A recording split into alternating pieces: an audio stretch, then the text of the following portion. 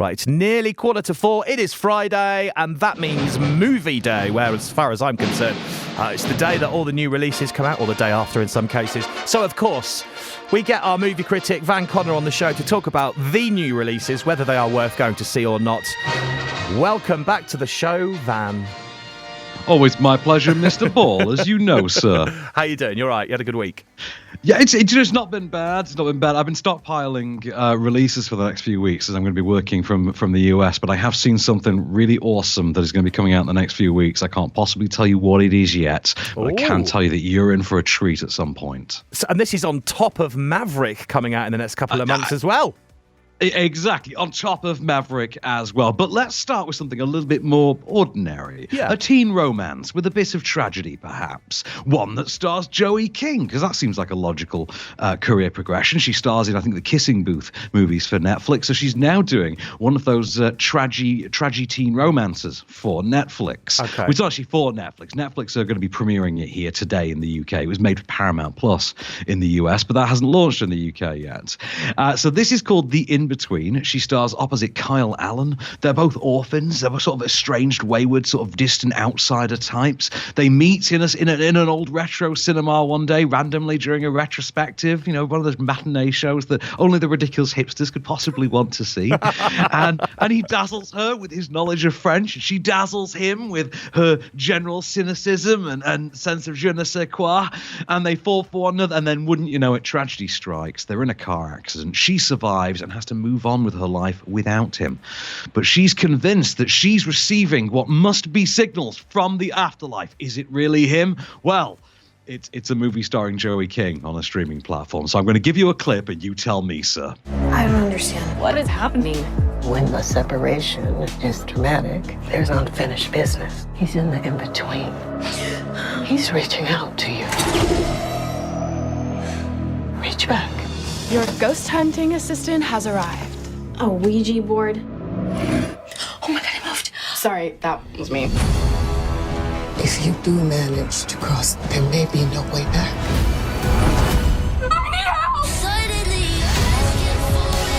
I'm gonna find him. This sounds like a 21st century version of Ghost, except no pottery scene. Yeah, no pottery scene. I don't know what the equivalent of a pottery scene would be now. Is it like a couple's TikTok filming? Is that Yeah, what it is? that's Like, probably what it would be. It's a selfie. That's it. If you remade a Ghost now, it's them taking a selfie instead of the pottery wheel. That's what happens. Anyway, that mystery aside, this is it's kind of a weird combination of like that movie White Noise with Michael Keaton. Yeah. But if you combine that with like Nicholas Sparks, so it's going for the sort of Notebook crowd. Yeah. And it'll work fine. I mean, put it this way. If you're an audience member who's actually of the sort of age and demographic to actually be a fan of Joey King, go nuts. Have at it. This is absolutely for you. For the rest of us, it's kind of like a middle of the road, standard A to B to C, tab A, slot B, by the numbers, tearjerker, weepy teen romance. No twists we and know turns what in it then that we can expect. It's exactly, it's by the numbers. You know what you're getting with this. Although hats off to them for getting Kim Dickens and John Ortiz to play the adopted parents for Joey King, because I think they're just a pair of great jobbing actors. I love them in everything they're in, and they're really charming here. Anyway, this is on Netflix from today, as I say. If you're a fan of the Kissing Booth movies or The Notebook, and you want something in between those two, look no further. Okay, well, Netflix from today then. And, well, I'm quite excited to talk about this next film. Now, what I will ask is, is there a chance you could give us a little bit of, I guess, an update on what happened at the end of the second one? Because I can't remember. Right. Funnily enough, I can't really remember. I did have to Wikipedia check it before this movie came out, because I sat through all of the last movie, I think twice, and I still really couldn't tell you most of it. It was just people yelling plot at one another for like 2 and a bit hours.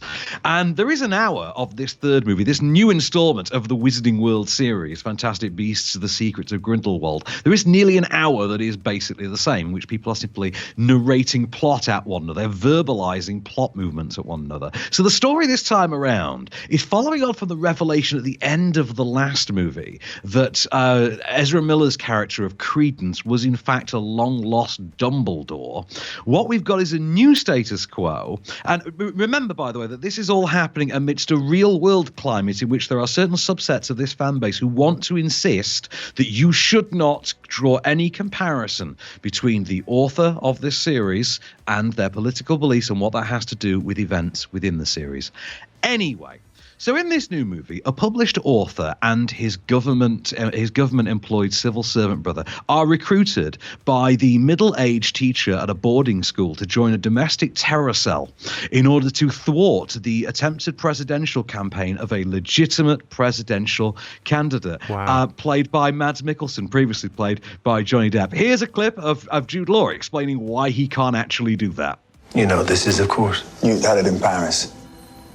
I can't say I have much experience with such things, but it looks to me to be a blood trough. That would be correct. And whose blood is contained within? Mine. And Grindelwald's. I'm assuming that's why you can't move against him. Yes. Nor he against me. Can I ask what would possess you to make such a thing? Love, arrogance, naivety, pick your poison. It's really quite beautiful. You have to admit. Now, see, it's starting to get a little bit too serious for me.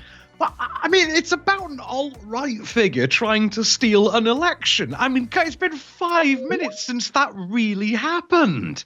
And you know, we're watching an author be the person who saves the day, because in J.K. Rowling's mind, presumably an author is the ideal person for the job. It's better than the last one, but that is a really, really low bar, isn't it? I mean, come on. It's the one thing we all talk about. We were showing up to this and we were all so sort of resigned to watching this. We were like sort of, here we are again. I guess we'll be back here in another 2 years, and then 2 years after that. And then they'll do Cursed Child for 2 movies, and we're back for 2 years and 4 years after that. Yay, the Wizarding World continues. Because it is one of these things now.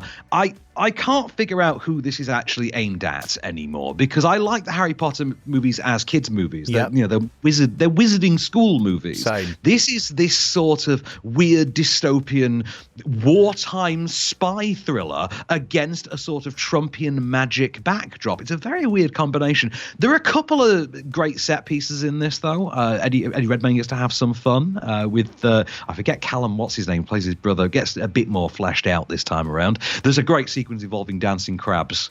I will admit that that was the takeaway for me. Dancing crabs. Well, I'm glad you're saying this, because the first two they just seemed a little bit more fun and a bit more light-hearted, and now it's got, you know. First one, yeah. The second one, well, all no. right. The second Maybe one is not quite as let's much. stand in a badly lit room and I'm going to yell plot at you. Here is plot, sir. Now you give me plot, and that was it for 2 and a bit hours. Here's Zoe Kravitz to give us more plots. You know, that was the last one. I was hoping this one would go back more towards 1. You know. This is a bit more of a Harry Potter spy thriller, for lack of a better term. It's a bit all over the shop. I mean, Eddie Redmayne, let us not forget, was meant to be the star of these, and he's now the supporting player. Can't figure out how that's happened. Yeah. Jude Law stealing it. Mads Mikkelsen's good fun. And actually, his recasting, because of the whole, Johnny Depp of it all, his recasting, let's not forget, as a character who can change faces, so it makes sense, works better, because there is this love story between that character and Dumbledore, which, ties into why they can't fight, etc., as you can hear from the clip. And the chemistry of it works better with Mads Mikkelsen in there than it would have with Johnny Depp. So, fortune seems to have smiled on them with that bit of recasting, as we have it. So, if anyone wants to watch this and make their own mind up, how can they? Where is it? So let's just rephrase that as every Harry Potter fan on Earth can find the nearest multiplex as of today. And because I saw this with friends of mine who are fans, and my God, they went nuts for it. Oh, they were laughing. Like, they were giving this 5 stars. I was giving it 3 on the way out. They were giving it 5. So let's split the difference and call it 4, shall we? Yeah. 4 stars in cinemas from today. There you go, Potterites. Go nuts. It's here. It's better than the last one. Have fun. Well, there we go. Actually, 2 movies that you really like again. You're warming up in your old age, Van. I'm not going to say really like. I'm never putting really like next to one of these Fantastic Beasts movies. Amazing. Well, thank you so much for your opinion on those, Van. We really appreciate it. Have a lovely weekend, and I'll catch you next Friday. Oh, no, I won't see you next Friday because it's bank holiday, isn't it? Good Friday. We'll find something to do, I'm sure. We'll find something good, sir. But until then, until the next time, good sir. Yeah, have a lovely weekend. Thank you very much, Van Connor. Right.